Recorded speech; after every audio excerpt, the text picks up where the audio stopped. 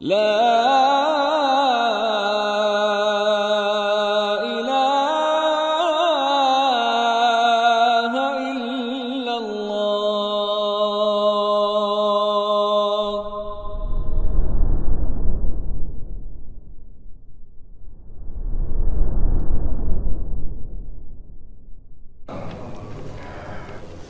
إن الحمد لله نحمده ونستعينه ونستغفره ونعوذ بالله من شرور أنفسنا وسيئات أعمالنا من يهده الله فلا مضل له ومن يضلل فلا هادي له أشهد أن لا إله إلا الله وحده لا شريك له وأشهد أن محمدا عبده ورسوله لا نبي بعده اللهم إنا نسألك علما نافعا ورزقا طيبا وعملا متقبلا. Para jemaah sekalian rahimani wa rahimakumullah, keprihatinan kita terhadap kaum muslimin tentu terawal yaitu diri kita sendiri masing-masing akan fitnah dan ujian yang ada di kehidupan dunia ini. Dari segi ujian beragama, kalau ujian dalam artian musibah keduniaan itu lebih ringan dari timbangan syariat, bahkan itu secara absolut itu pasti berpahala. Namun ujian keagamaan ini merupakan fitnah yang Rasulullah SAW tawarkan atau perintahkan kita untuk berantisipasi terhadapnya. Yang kata Nabi sallallahu alaihi wasallam, badiru bil a'mal as-salihah. Bergegaslah kalian untuk beramal saleh fitanan ka qita'il lailil muzlim. Yang mana itu sebelum terjadi fitnah-fitnah, keburukan-keburukan yang berkaitan dengan akhlak, moral dan agama, yang mana fitnah tersebut Rasulullah sifati kaqita'il lail, seperti potongan-potongan malam. Maksud dari potongan-potongan malam adalah fitnah itu dikiaskan dengannya dari segi makin larut makin gelap, makin tersesat orang dan makin tidak dapat cahaya atau petunjuk, sehingga semakin tenggelam, semakin kelam, dan semakin sulit untuk kembali ke jalan yang benar. Ini yang dimaksudkan potongan malam dalam hadis itu. Dan boleh kita lihat di kenyataan banyak sekali orang-orang yang makin lama makin terlena, terpedaya, terkecoh, dan mengira kegelapan itu adalah suatu cahaya, dan mengira cahaya adalah kegelapan. Kebalik. Dan banyak hal yang terbalik memang di zaman-zaman ini. Sehingga Rasulullah SAW memerintahkan kita untuk bergegas beramal saleh agar bisa terhindar dari fitnah-fitnah tersebut dan mengalihkan fikiran. Kemudian di antara fitnah adalah sisi musyabahah dan bentuk penyerupaan terhadap sesuatu yang munkar. Bentuk penyerupaan terhadap sesuatu yang munkar demi kenikmatan duniawi atau kepentingan pribadi atau sensasi popularitas atau meningkatkan rating, yang memang semua itu hawa nafsu.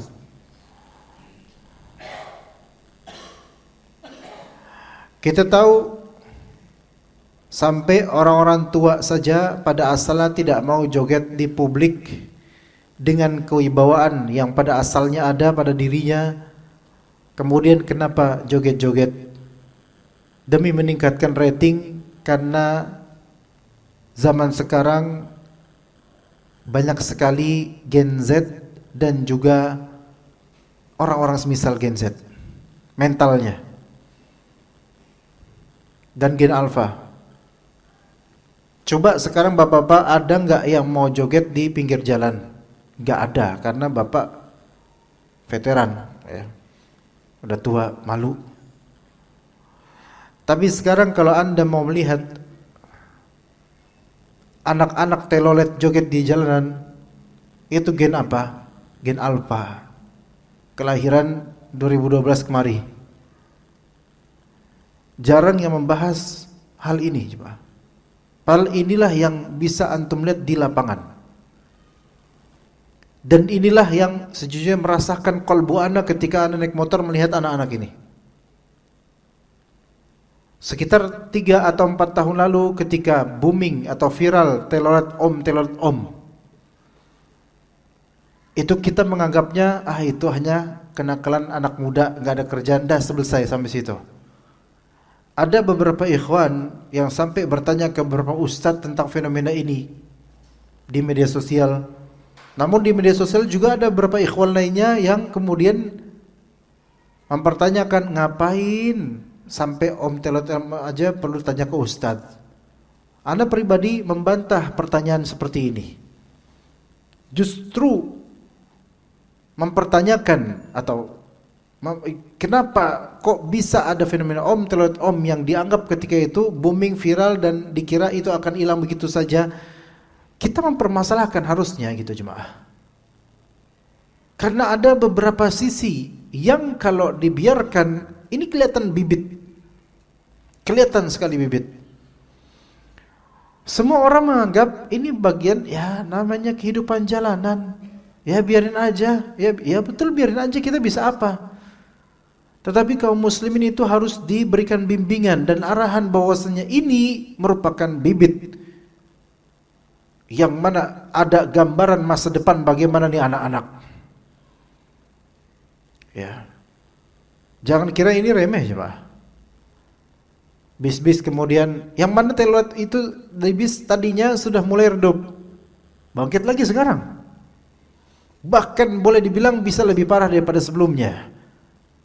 Sampai Anda melihat ada anak-anak kecil, bocil-bocil usia SD, SMP berkumpul di jalanan, rame-rame mereka. Kalau antum boleh mau lihat di salah satu pintu gerbang Taman Mini, terutama sore-sore, sampai anak-anak itu joget-joget mereka di jalanan. Bagi sebagian orang tua yang agak sedikit kurang akalnya ketika itu sesuatu yang lucu. Wallahi tidak ada lucunya sama sekali. Bahkan jika ada di majelis ini di antara bapak-bapak yang menganggap joget-joget anak-anak di jalanan karena telolet itu lucu, maka coba periksa lagi kalau kita. Dari sisi apa lucunya sementara ini generasi mendatangi kita, jemaah. Generasi yang mulai tidak tahu diri dan tidak malu. Dulu saja para ibu, mak-mak itu bilang ke anak gadis perawatnya, "Nah, Gendo, jangan duduk di pintu, takut jelek di mata orang." Saking berusaha menjaga akhlak perawan ini. Dulu, sekarang nggak ada kayak gini-gini. Betul-betul. Lah sekarang udah sampai level anak-anak masih usia 6 tahun, 7, 8, 9, 10 SD atau SMP awal joget-joget di pinggir jalan. Kemudian kadang kita yang di mobil dan ada anak kecil, anak kita atau cucu di mobil yang kemudian lihat telolet terus dia joget-joget terus diketahui nama orang tuanya. Wallahi apa yang lucu jemaah dari itu? Apa yang lucu dari situ? Gak ada lucunya. Justru harus khawatir dan takut. Mulai hilang tuh air mukanya anak-anak ini. Dianggap biasa. Karena itulah kemudian sampai dalam tahun-tahun politik ada sebagian pencalon yang kemudian dengan teganya menjogetkan diri. Itu masa lalu memang. Sekarang enggak insya Allah. Tapi kenapa sampai kayak gitu? Demi apa? Demi Gen Z ini. Demi follower supaya memvotingnya. Itulah dunia jemaah. Itulah dunia. Kadang kita rela mempermalukan diri kita demi popularitas dan dunia. Sebagaimana konten kreator di YouTube, banyak dari mereka menelanjangi diri mereka secara makna demi apa? Cuan dan dunia. Dan kemudian kalau ditanya, bahkan ada riset yang mungkin ini riset yang tidak legal atau riset independen, banyak sekali anak-anak Indonesia yang bercita-cita jadi YouTuber dan konten kreator. Coba sekarang kita lihat deh, lebih banyak mana konten kreator yang bermanfaat untuk masa depan umat dibandingkan konten kreator yang hanya entertainment dan podcast-podcast. Makin menjamur ke podcast-podcast. Kita lihat, yang seolah itu semua adalah keren, luar biasa. Ketika profesi guru mulai dimarginalkan, mulai kurang dihargai, dan gurunya sendiri joget. Suster-suster joget, PNS joget, emak-emak joget di lapangan dengan alasan senam, dan semuanya joget entertainment. Ini bibit-bibit menuju takhalluf dan kemunduran moral dan akhlak yang harus diangkat ini. Bahkan kalau perlu diangkat di khutbah Jumat, karena lebih masif orang yang mendengarnya, lebih banyak kepala keluarga yang menyimak, supaya anak dan cucu atau istri mereka diberi bekal. Jangan seperti itu. Jangan diremehkan hal seperti ini, jemaah sekalian rahimakumullah. Karena Rasulullah SAW saja dalam masalah wadah dan bejana gelas terbuat dari emas saja, itu Rasulullah SAW, ada nanti hadisnya, larang. Karena apa? Ada penyerupaan terhadap orang-orang yang kufur pada Allah Azza wa Jalla. Padahal ini gelas atau apa sih? Gelas doang gitu, minum gitu. Toh airnya sama, rasanya sama, gerakannya sama, gelasnya doang ini dari emas atau perak, atau piring dari emas dan perak, atau sendok dari emas dan perak.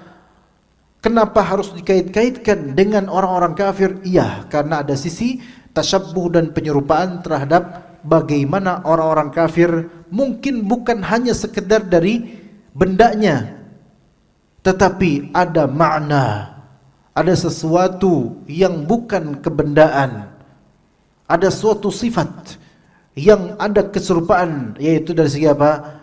Musyabahanya, penyerupaan dari segi apa? Dari segi israf, sikap berlebihan, mubadzir, dan juga takabur kadang-kadang. Maka itu ada keserupaan di situ. Lalu bagaimana dengan masalah joget-joget yang mana ini awal dan bibit dari kemerosotan akhlak dan tidak tahu malu? Di kajian ibu-ibu jemaah, bapak-bapak, di kajian ibu-ibu di suatu tempat di daerah Citayam, ana dia undang kajian ummahat. Biasanya kan kajian ummahat, kalaupun kajian sunnah, seenggaknya kalau nggak pakai hijab agak jauhan. Qadarullah, alhamdulillah, ala kulli hal, ketika itu anak kaget. Yang datang ternyata membludak warga sekitar, ibu-ibu yang awam dan baru ngaji. Itu tepat di depan anak aja sampai, maaf bu, anak mau klarifikasi dulu, ini tolong jangan terlalu dekat. Nggak bisa lanjut kajian, saya nggak bisa, hati ini dijaga nih ibu-ibu depan, walaupun udah ibu-ibu tua, tapi namanya ibu-ibu perempuan tetap, saya laki-laki, berat juga. Tapi di situ, karena alhamdulillah ini banyak kalangan awam dari ummahat, di antara pesan saya ketika itu adalah yang masih joget, senam di lapangan dan semisalnya, bertakwalah pada Allah, berhentilah, dosanya besar bu, walaupun karena konon gak ada yang lihat, ada yang lihat dosanya besar. Itu ibu-ibu itu langsung apa? Langsung gimana gitu kesannya, kayak kena. Tapi ini harus diucapkan, harus diingatkan ibu-ibu ini. Na'udzubillah kalau ternyata, mohon maaf, kalau diantara putri anda atau istri anda, na'udzubillah min dzalik, ada yang seperti itu, harus diingatkan, jangan jadi dayus. Neraka ancamannya soalnya. Akhlaknya mulai merosot, joget, di videoin, terus kemudian ditaruh di status WhatsApp, dilihat oleh bapak-bapak lain. La haula wala quwwata illa billah. Di mana akhlaknya sebagai seorang istri, dan di mana cemburunya wahai para suami ketika istrinya begitu? Ya. Ini kan bertasyabbuh dan menyerupai orang-orang kafir dan juga fasik. Kalau cuman makan minum doang aja itu, dari segi wadah emas dan perak saja, itu ada bentuk tasyabbuhnya menyerupai orang kafir, maka ini lebih-lebih. Maka ini lebih-lebih. Ya, karena tidak ada sejarahnya orang Islam di kalangan sahabat joget-joget, enggak ada. Salafus saleh ada yang joget-joget, enggak ada. Kemudian ulama orang-orang soleh dari kurun abad pertama Hijriah sampai 14, ada nggak orang soleh Hijriah joget-joget? Kalaupun ada, itu yang menyimpang. Ada ya, ada kelihatan soleh tapi joget-joget pakai jubah joget. Jangan ikutin orang seperti ini. Enggak, ini kefasikan atau menyerupai orang-orang fasik. Ya, udah bukan saatnya kita joget bahkan. Udah bukan waktunya, malu. Malu sama Allah, malu juga sama umur. Udah bukan masanya. Karena enggak ada tuh namanya joget-joget di alam kubur, alam barzakh, akhirat, naudzubillah min dzalik, mana kita joget. Walaupun ar-raqs atau berjoget atau bergoyang semisal goyangan erotis seorang istri terhadap suaminya itu diperbolehkan. Private tapinya, bukan dipublish. Kalau itu haram. Private, maka itu diperbolehkan dengan tujuan memuaskan suaminya, itu nggak apa-apa. Tapi ini kan joget ini bukan dalam rangka apa? Dipamerkan di publik atau menyerupai orang-orang kafir, enggak. Ya. Taib, kita mulai di kitab ini tentang apa? Tentang hadis Hudzaifah bin al-Yaman dan juga larangan oleh Rasulullah SAW menyerupai orang-orang kafir dari segi atribut mereka. Dikatakan oleh Syekhul Islam Ibn Taimiyah dalam kitab Iqtida' as-Sirat al-Mustaqim, wa aidan fa'an Hudzaifah bin al-Yaman. Juga diriwayatkan oleh Hudzaifah bin Yaman bahwa Rasulullah SAW bersabda, la tashrabu fi aniyati adh-dhahabi wal fiddah. Janganlah kalian minum dengan bejana emas dan bejana perak. Wala ta'kulu fi sihafiha. Dan jangan kalian makan dengan piring atau wadah yang terbuat dari emas atau perak. Kenapa begitu? Rasulullah SAW menyebutkan sebabnya, fa innaha lahum fid dunya wa lakum fil akhirah. Karena wadah emas atau perak untuk makan dan minum itu untuk mereka di dunia, wa lakum fil akhirah, dan buat kalian wahai kaum muslimin di akhirat. Hadis riwayat Bukhari Muslim. Ini Rasulullah mengkaitkan larangan makan atau minum dengan wadah emas dan perak. Rasulullah SAW kaitkan dengan dua hal. Pertama, penyerupaan terhadap orang kafir. Kedua, Rasulullah SAW kaitkan dengan apa? Dengan masalah akhirat. Ini menunjukkan bahwasanya sikap menyerupai orang kafir itu ada konsekuensi di akhirat. Itu satu. Kemudian faedah lainnya, sikap menyerupai orang kafir dari segi kekhususan orang kafir diserupai kadang-kadang tidak disadari. Kadang-kadang tidak disadari oleh kita. Masih banyak kaum muslimin yang tidak tahu hukum ini, jemaah. Makan dengan piring emas atau dengan, masih banyak yang enggak tahu. Mungkin terjadi pada beberapa orang yang memiliki kekayaan yang luar biasa, cangkirnya ada sisi terbuat dari emas tanpa darurat, maka dia minum dengannya. Dan dia enggak tahu, saking awamnya walaupun kaya, enggak tahu itu haram. Walaupun dia tidak ada maksud menyerupai orang kafir, tapi telah terwujud penyerupaan terhadap orang-orang kafir. Apakah ancaman ini tetap menjadi ancaman? Tetap menjadi ancaman. Kok bisa? Tetap menjadi ancaman. Tapi kan dia jahil, betul jahil. Kita ajarkan, tapi nanti di hadapan Allah kita nggak tahu dia diberi uzur atau enggak akan kejahilan itu. Karena apa? Karena zaman sekarang untuk disebut jahil akan hal seperti ini dikhawatirkan tidak ada uzur di akhirat. Kenapa? Disebabkan sekarang sudah sepantasnya dan semestinya hal-hal ini diketahui dengan banyaknya majelis ta'lim, dengan mudahnya akses internet. Kalau misalnya kita berbangga dengan handphone yang banyak, handphone yang canggih, sekarang sudah 5G. Ini kan nggak sampai 20 tahun Pak, kita sudah menghadapi era sinyal yang luar biasa. Belum nanti mungkin 6G dan seterusnya. Dulu kan kita masih mengadakan CDMA, HEDSPA dan seterusnya, yang mana itu kadang-kadang kita harus banyak istighfar itu. Sekarang Masya Allah, ternyata kemudahan-kemudahan ini jemaah, thumma latus'alunna yawma idzin 'anil na'im. Ini nikmat dan kalian pasti nanti hari nanti akan ditanya tentang kenikmatan ini. Wallahi ditanya tentang sinyal yang dipermudah. Yang dulu boro-boro kita pernah memikirin tentang mudahnya sinyal, bahkan dulu punya HP aja enggak mungkin. Sekarang semua mudah, ilmu mudah. Kita nggak diomelin sama ustadz, nggak diomelin sama istri, sama anak, nggak diomelin karena kita jahil, nggak diomelin, mereka mungkin memberi udzur. Tapi gimana kalau Allah Subhanahu wa taala kemudian mempertanyakan, selama ini internet digunain buat apa aja, kok nggak pernah belajar? Ditanya itu mungkin repot jawabnya. Ya.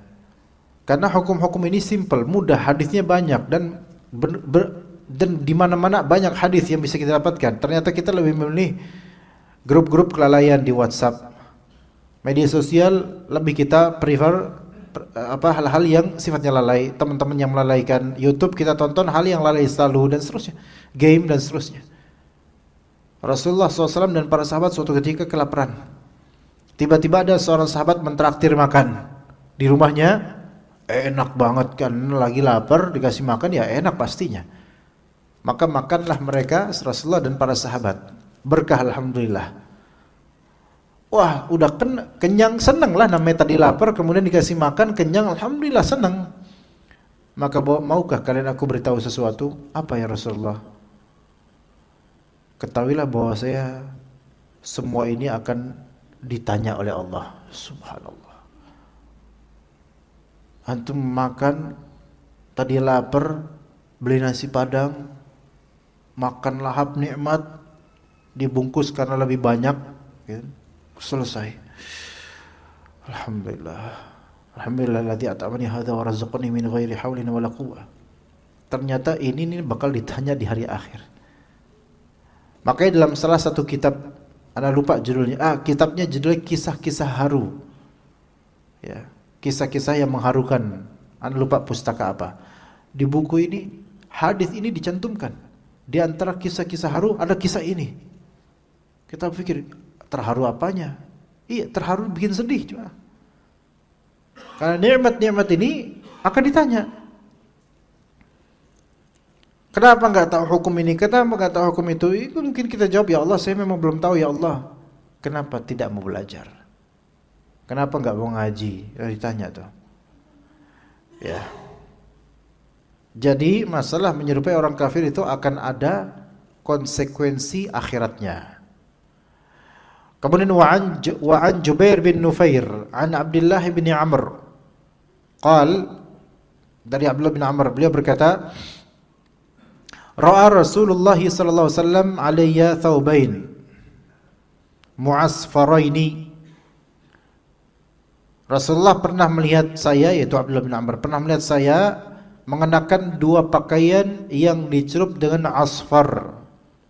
Asfar di sini bukan kuning, itu pakai hamzah asfar, tapi ini pakai ain. Asfar. Celupan dari tumbuhan asfar namanya, dan memberi warna merah seperti saffron. Saffron merah ya. Seperti itu modelnya, warnanya. Jadi ada di sini larangan pakai baju yang celupan warna merah. Maka berkata Nabi SAW, inna hadhihi thiyabul kuffar fala talbasha. Perhatikan ini. Sesungguhnya ini adalah pakaiannya orang kafir, maka jangan kamu pakai. Ya. Apa karakteristiknya? Yaitu orang-orang kafir di zaman itu ketika itu warna merah pakaian mereka itu dicelup pakai asfur atau asfar namanya. Satu zat celupan. Maka dikatakan di sini oleh Syekhul Islam Ibnu Taimiyah rahimahullah, "Allalan nahya an lubsiha bi annaha min thiyabil kuffar." Beliau melarang mengenakannya dengan alasan bahwa pakaian itu adalah pakaian orang kafir. Dari segi sifat, bukan dari segi zat, karena milik ini milik Abdullah bin Amr, tapi sifatnya seperti sifat pakaian orang kafir, yaitu dicelupkan dengan warna merah, dicelup ya. Maka kata Syekhul Islam, wa sawa'un arada bi annaha mimma yastahilluhu al-kuffar bi annahum yastamti'una bi khalaqihim fid dunya aw mimma ya'taduhu al-kuffar bidzalik. Rasulullah melarang mengenakan pakaian seperti itu, alasannya adalah itu pakaian orang kafir. Sama aja apakah itu dihalalkan oleh orang-orang kafir di mana mereka menikmati bagian kesenangan mereka dunia, atau itu merupakan hal yang sudah biasa dikenakan oleh orang kafir tersebut. Tetap itu terlarang.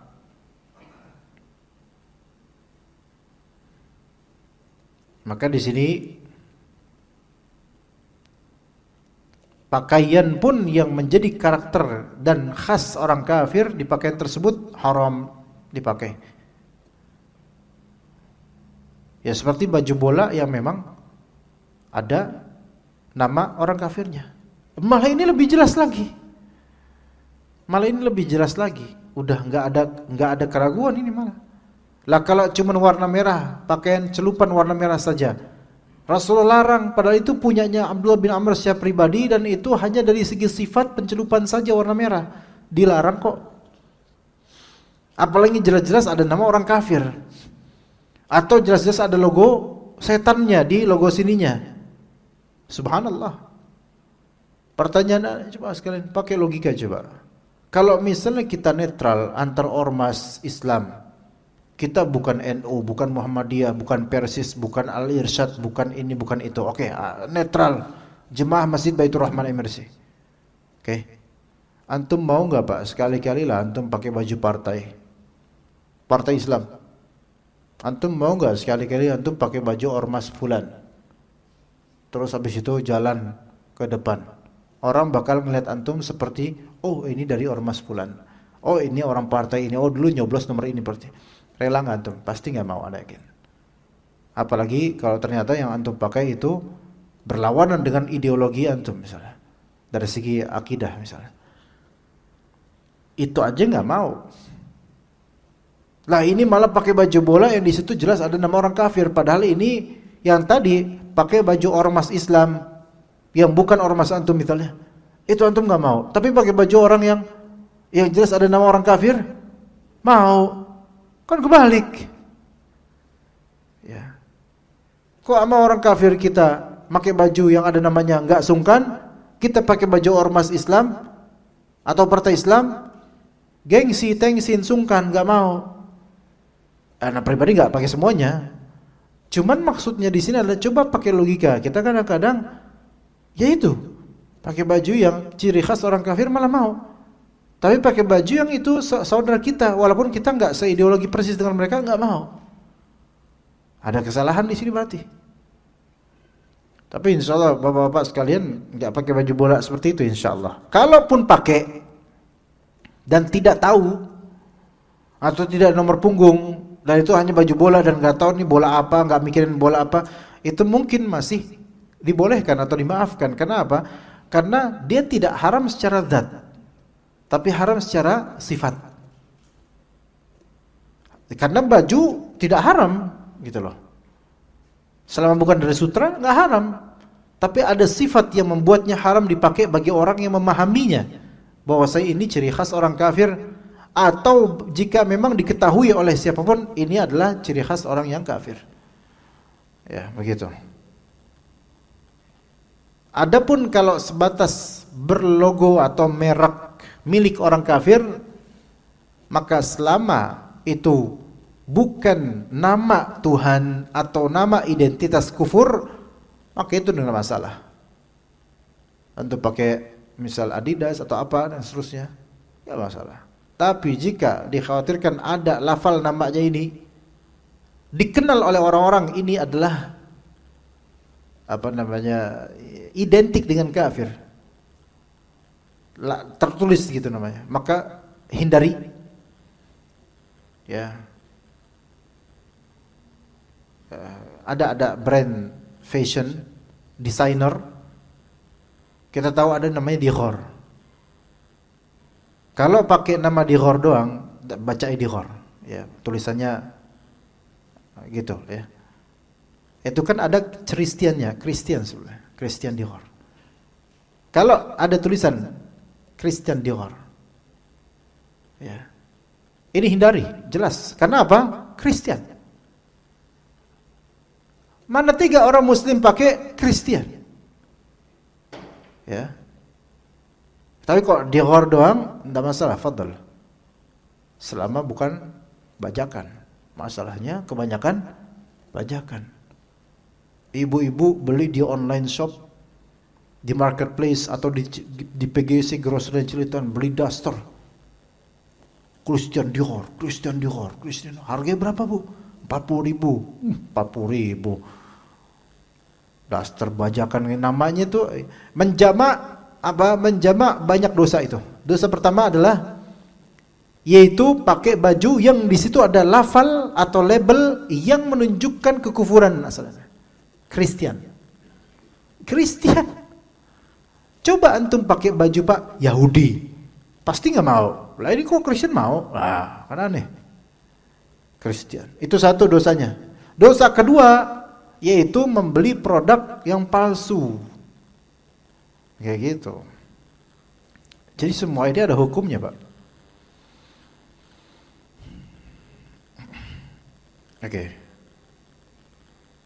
Tapi kalau misalnya dari merek tersebut antum tidak tahu bahwa itu adalah merek yang menunjukkan kekufuran atau mitologi kufur dan semisalnya, maka insya Allah nggak apa-apa. Maksudnya orang-orang nggak mengetahui kalau itu adalah kekufuran nama tersebut. Contoh Hermes, ya, itu brand fashion.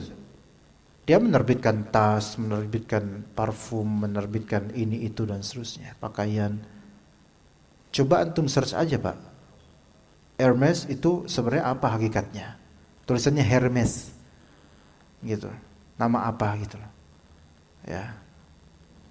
Seorang yang wara' dan hati-hati, dia akan berusaha menjauhi kalau bisa hal-hal seperti ini.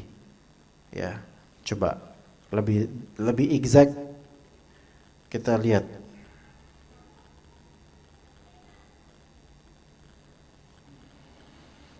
Hermes adalah dewa perjalanan dan perdagangan yang memiliki sandal bersayap dalam mitologi Yunani. Dan ini nama brand terkenal sebenarnya. Cuman karena nggak diketahui secara massal bahwa ini nama kesyirikan atau nama dewa, maka mudah-mudahan orang yang makainya nggak masalah. Mudah-mudahan, tapi sebaiknya hindari. Begitu, ya. Kemudian kama annahu fil hadits qal, sebagaimana dikatakan dalam hadis, yakni kata Nabi SAW yang maknanya innahum yastamti'una bi aniyati adh-dhahabi wal fiddati fid dunya wa hiya lil mu'minina fil akhirah. Mereka orang-orang kafir menikmati bejana emas dan perak di dunia, dan itu diperuntukkan muslimin nanti di akhirat. Walihadza kana al-ulama'u yaj'aluna ittikhadhal hariri wa awani adh-dhahabi wal fiddah tashabbuhan bil kuffar.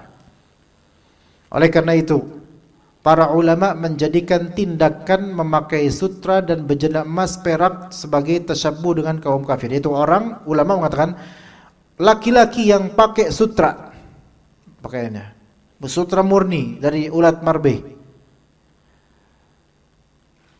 dan memakai bejana emas atau perak untuk makan atau minum, itu fix tasyabbuh dengan orang kafir, menyerupai orang kafir.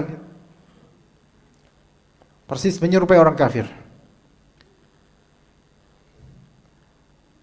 Dan di sini memakai pakaian sutra, di akhirat, di surga, orang-orang beriman mereka walibasuhum fiha harir.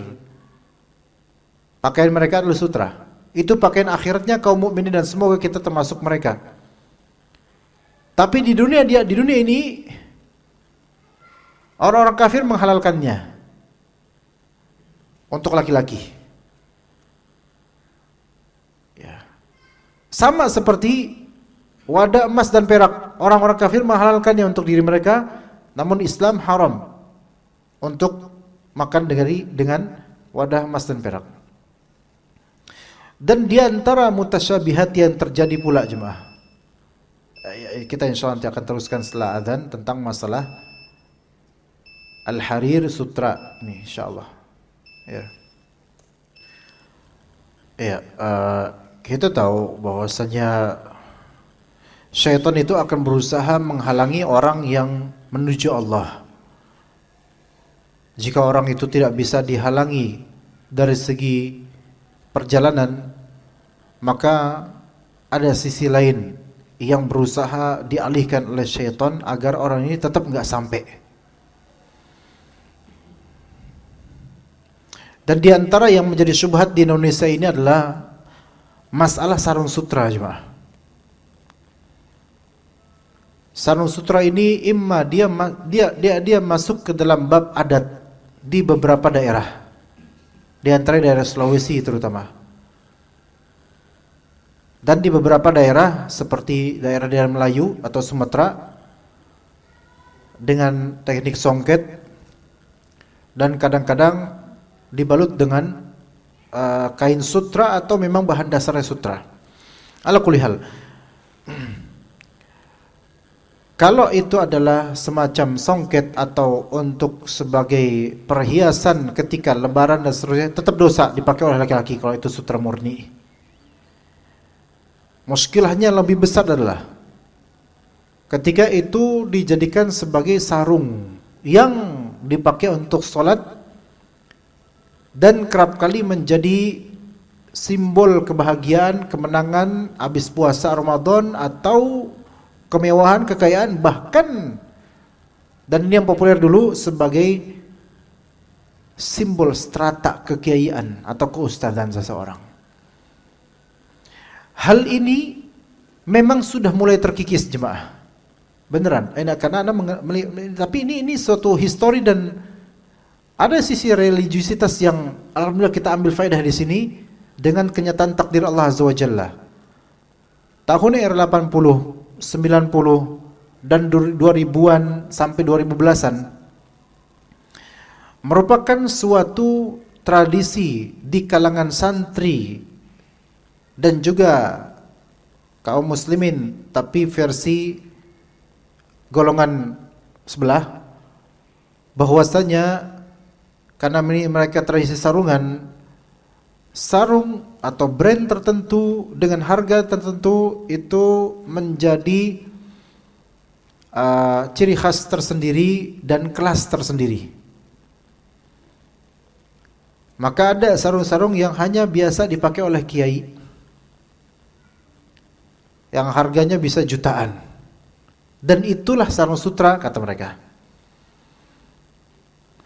Namun untuk santri-santrinya ada dua kemungkinan.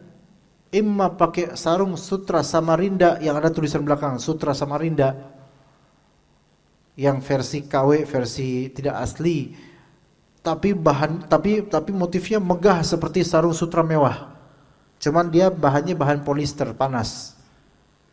Itu halal. Itu halal, enggak masalah. Namun sebagian dari santri di pesantren-pesantren dulu, tapi bukan pesantren sunnah maksudnya, pesantren tradisional, pesantren yang sarungan itu. Ya ada juga sarungan, tapi maksud anak golongan tertentu yang tidak sebutkan sini.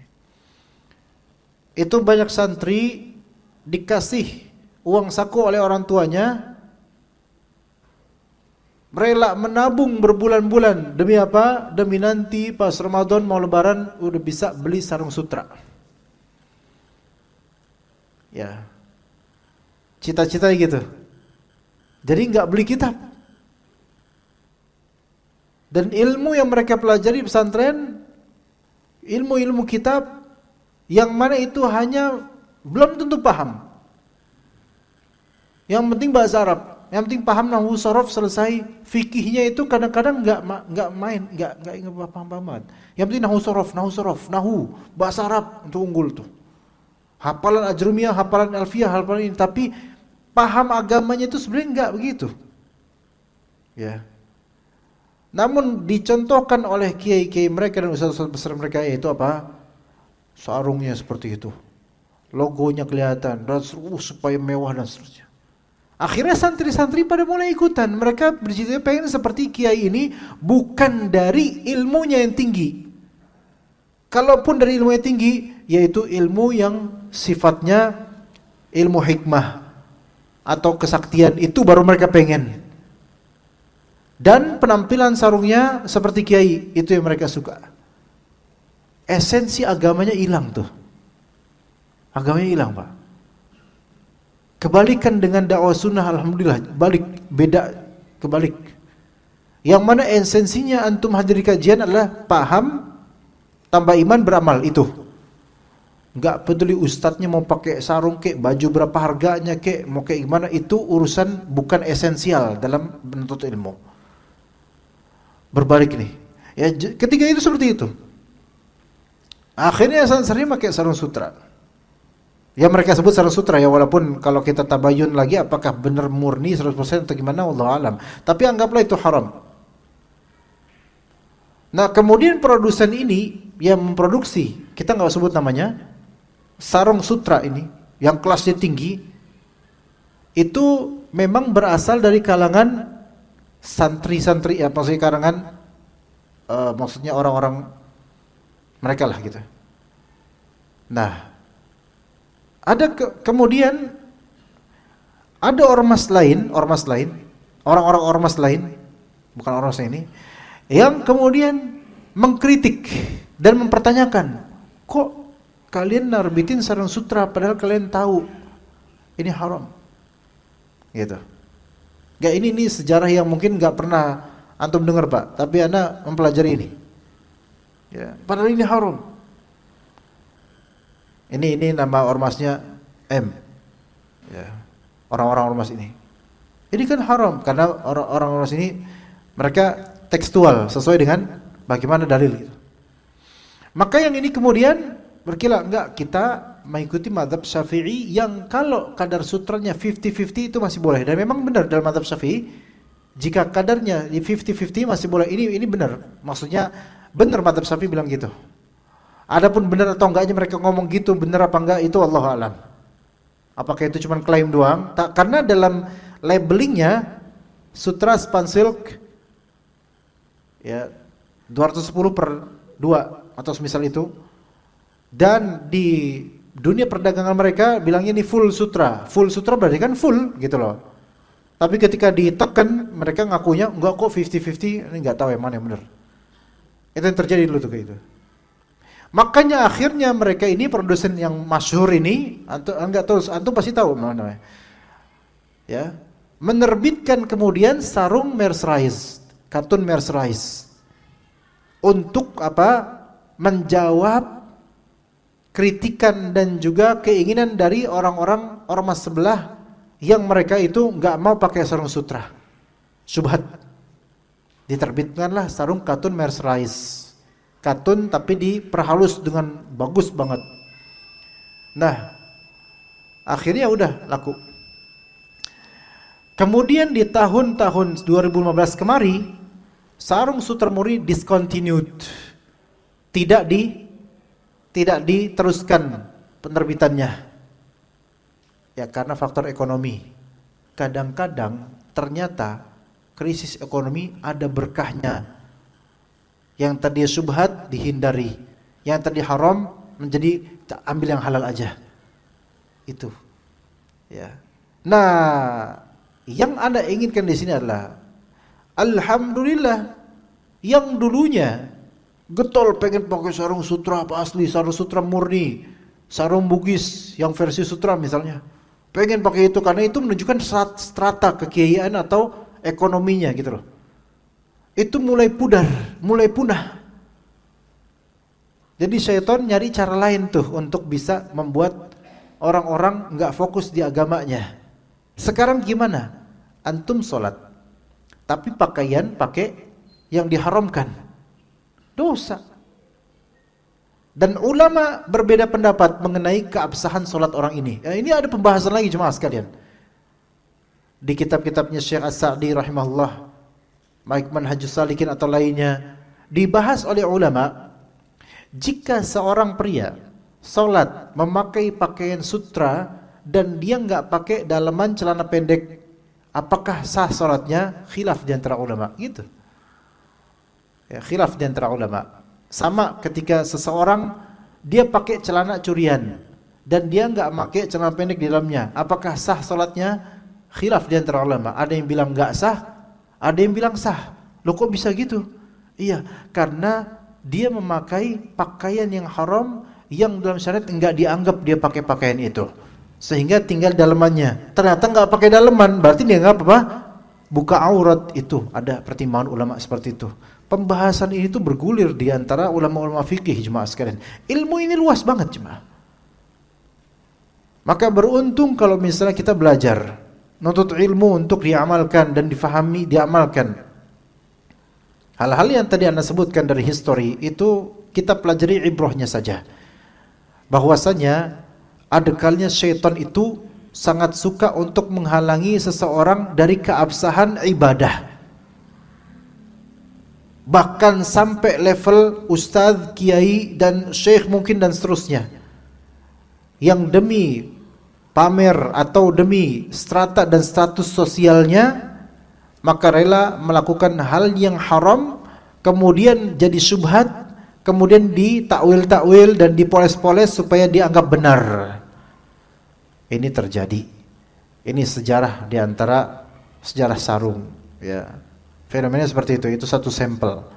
Yang mana ternyata lagi sholat tapi sambil menyerupai orang kafir. Lagi sholat tapi sambil menyerupai orang kafir dengan apa? Pakai kain berbahan sarung sutra murni. Kadang alasannya ini tradisi lokal atau kearifan lokal, dan seterusnya dari alasan-alasan. Begitulah yang ada, jemaah sekalian rahimakumullah. Ya, mudah-mudahan materi ini memberikan wawasan yang bermanfaat insyaallah taala, bahwasanya menyerupai orang-orang kafir itu haram, dan kerap kali lembut sekali syubhat yang dihembuskan oleh syaitan sehingga orang berilmu pun kalau tidak teliti bisa kena terjerat di dalamnya. Begitu. Wassallallahu ala nabiyina Muhammad wa ala alihi washabbihi ajma'in. Enggak ada pertanyaan kan jemaah? Enggak ada ya? Kita langsung aja ya. Kita tutup kajian ini dengan doa kafaratul majlis. Subhanakallahumma bihamdika asyhadu an la ilaha illa anta astaghfiruka wa atubu ilaik. Wassalamualaikum warahmatullahi wabarakatuh.